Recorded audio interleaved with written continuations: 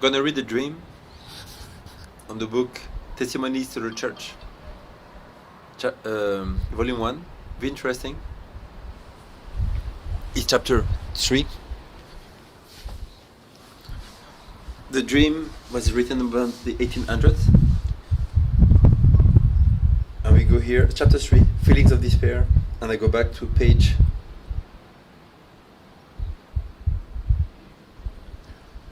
around the middle. It says, when I was in a state of despondency, I had a dream that made a deep impression upon my mind.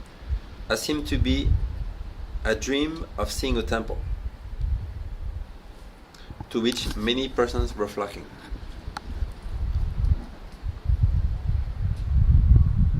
Only those who took refuge in the temple could be saved from the time should close. All who remain outside will be forever lost. Like, this is given by Ellen G. White. She was about 17, 18 years old, and she was feeling herself to be lost. Times were changing in America about the 1800s, maybe the 1830s or something. And what happened is that she was feeling that she was receiving this message. Very interesting. She sees a temple. Many people were flocking to the temple. Yet many people were outside and ridiculing those who were coming inside. But she felt, very important, she felt that if she would not come in the temple, she would be forever lost. She says here, I repeat, only those who took refuge in the temple would be saved. Only those who took refuge in the temple would be saved. When time should close, there will be a closing of the time. All those who remain outside will be forever lost. Everybody that would not come into the temple will be lost. The multitudes without were going about their various ways, derided and ridiculed those who were entering the temple, and told them that this plan of safety is a cunning deception, that in fact there was no danger whatsoever to avoid. They even laid hold of the sun to prevent them from hastening to the balls. People outside the temple say, why do you try to go to this temple? Are you stupid? Or there's no danger, there's nothing wrong. Just live your life and be free, be carefree, don't care about any temple, any end of the world, any danger. There's no danger whatsoever. And they took them, they said, don't go to the temple. Are you understanding? Fearing to be ridiculed, I thought it best to wait until the multitude dispersed, until I could enter unobserved by them. But the numbers increased instead of diminishing, and fearful of being too late, I hastily left my home and pressed through the crowd.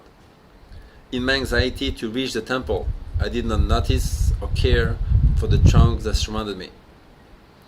On entering the building, I saw there was a vast temple was supported by one immense pillar, and to this was tied a lamb, all mangled and bleeding. She says that she was so afraid. So people thought about her that she would wait until nobody was there. But then she saw the people were getting bigger, the number getting bigger. So she said, let me go. And she went in. She goes into the temple, and there's a big pillar. Only one. This pillar with the foundation, the Bible says, the pillar is the pillar and ground of the truth, the foundation of the truth. And to this pillar was tied a lamb, all bleeding and mangled. We who were present seemed to know that this lamb had been torn and bruised on our account. All who enter the temple must come before it and confess their sins. Just before the lamb were elevated seats, upon which sat a company, looking very happy. The light of heaven seemed to shine upon their faces, and they praised God for sang songs and glad thanksgiving that seemed like the music of the angels. These were they who had come before the Lamb, confessed their sins, received pardon, and were now waiting in glad expectation of some joyful event. Those who were very happy, they were sitting on chairs, and because they had confessed their sins, but they were now waiting for some event. That was a very happy event. Even after I had entered the building, a fear came over me, and a sense of shame that I must humble myself before these people. But I seemed compelled to move forward, and was slowly making my way around the pillar in order to face the Lamb. When the trumpet sounded, the temple shook. Shouts of triumph arose from the assembled saints. An awful brightness illuminated the building. Then all was immense darkness. The happy people had all disappeared with the brightness, and I was left alone in the silent hour of night. I awoke in agony of mind and could hardly convince myself that I had been dreaming. Amazing. She was too late. She came to the temple. She was hesitating too much. Some people had received the blessing. She was about to confess her sins to the Lamb. Yet it was too late. Darkness came in. She was left alone and left behind. And it was a dream. It seemed to me that my doom was fixed, that the Spirit of the Lord had left me, never to return. Never to return.